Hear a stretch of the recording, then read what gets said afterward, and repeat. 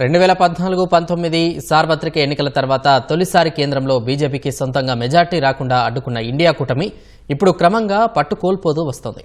కూటమి పార్టీల మధ్య అంతర్గత పోరు, అత్యాశల కారణంగా ఇండియా కూటమి భవిష్యత్తుపై నీలి నీడలు కమ్ముకున్నాయి. ఢిల్లీ అసెంబ్లీ ఎన్నికల్లో ఓటమితో ప్రస్తుతం దేశంలో 8 రాష్ట్రాలకే ఇండియా కూటమి పార్టీల ప్రభుత్వాలు పరిమితమయ్యాయి. ఈ ఏడాది జరగనున్న బీహార్ అసెంబ్లీ ఎన్నికలు సహా ఉత్తరప్రదేశ్, పశ్చిమ బెంగాల్ ఎన్నికలు ఇండియా కూటమి ఐక్యతకు పరీక్ష పెట్టే అవకాశాలు ఉన్నాయి. 2024 సార్వత్రిక ఎన్నికలకు ముందు బీజేపీని ఎదుర్కోవడానికి ఇండియా కూటమిగా జట్టు కట్టిన విపక్ష పార్టీలు గత కొన్నాళ్లుగా ఒకదానిపై ఒకటి కత్తులు దూసుకుంటున్నాయి. ఢిల్లీ ఎన్నికల ఫలితాల తర్వాత ఇండియా కూటమి భవిష్యత్తు ఏంటి అన్న ప్రశ్నలు తలెత్తుతున్నాయి. 8 నెలల ముందు జరిగిన సార్వత్రిక ఎన్నికల్లో ఇండియా కూటమి పార్టీలు మెరుగైన ప్రదర్శనే కనబరిచాయి. 2014, 2019 తర్వాత తొలిసారి కేంద్రంలో బీజేపీ సొంతంగా మెజార్టీ సాధించకుండా నిలువరించాయి. ఆ తర్వాత కూటమి పార్టీల మధ్య అంతర్గత పోరు, అత్యాశల కారణంగా తమ పట్టు కోల్పోతూ వస్తున్నాయి. ఢిల్లీ అసెంబ్లీ ఎన్నికల్లో ఇది స్పష్టంగా కనిపించింది. కాంగ్రెస్, ఆమ్ ఆద్మీ పార్టీ విడివిడిగా పోటీ చేసి బీజేపీకి అధికారం కట్టబెట్టాయి. ఢిల్లీలో ఆమ్ ఆద్మీ పార్టీ అధికారం కోల్పోవడంతో దేశంలో ఇండియా కూటమి ప్రభుత్వాలు 8కి పడిపోయాయి. కర్ణాటక, జమ్మూ కాశ్మీర్, తెలంగాణ, కేరళ, తమిళనాడు, హిమాచల్ ప్రదేశ్, జార్ఖండ్, పశ్చిమ బంగాల్కే పరిమితమయ్యాయి.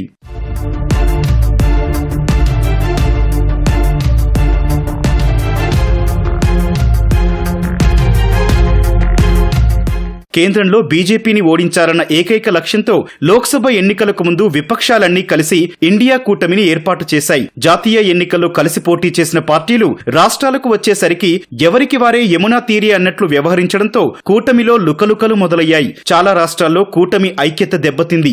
దీని కారణంగా జాతీయ రాజకీయాలపై బీజేపీ పట్టు బిగిస్తోంది.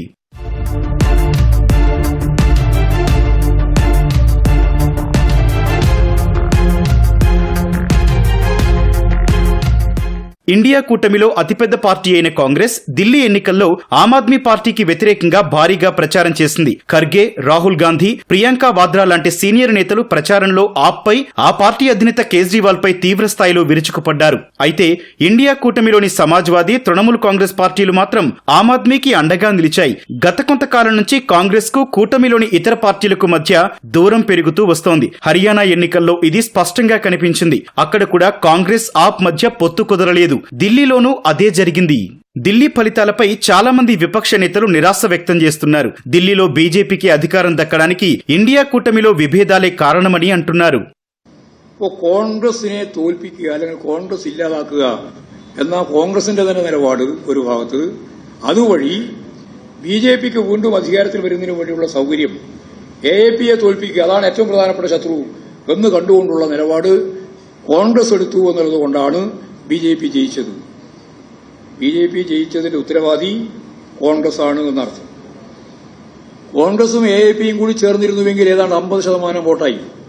100% തോക്കുന്ന സംസ്ഥാനത്ത് പോലും ഒരു ഐക്യപ്രസ്ഥാനം രൂപപ്പെടുത്താനുള്ള നിലപാട് സ്വീകരിക്കാത്തതിന്റെ ഭാഗമായി വലിയ നഷ്ടമാണ് ഇന്ത്യ ബ്ലോക്കിന് മൊത്തം, ബിജെപി വിരുദ്ധ പ്രസ്ഥാനത്തിന് പൊതുവെ ఢిల్లీ ఎన్నికల్లో ఇండియా కూటమి పార్టీల ఓటమిపై Jammu Kashmir CM, national conference నేత ఒమర్ అబ్దుల్లా కూడా వ్యంగ్యాస్త్రాలు సంధించారు. ఒకరిపై ఒకరు పోరాడుకోండని కూటమి పార్టీలను ఉద్దేశించి ఎక్స్ వేదికగా ఒక మీమ్ పెట్టారు. ఈ ఏడాది జరగనున్న బీహార్ అసెంబ్లీ ఎన్నికల్లో ఇండియా కూటమి సమైక్యంగా కనిపిస్తున్నా రానున్న ఉత్తరప్రదేశ్, పశ్చిమ బంగాల్ ఎన్నికలు కూటమి ఐక్యతకు పరీక్ష పెట్టే అవకాశాలున్నాయి. పార్టీల మధ్య అంతర్గత విభేదాలు ఇండియా కూటమికి చేటు తెచ్చే అవకాశం ఉంది.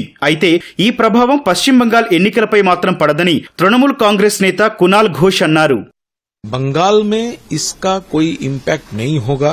2026 असेंबली इलेक्शन में ममता बनर्जी 4th टाइम के लिए सीएम इलेक्टेड होगी और मोर देन 250 सीट्स के साथ, एमएलएस के साथ. कहां पे क्या हो रहा है, क्यों हो रहा है, वो हमारा लीडरशिप एनालिसिस कर रहा है.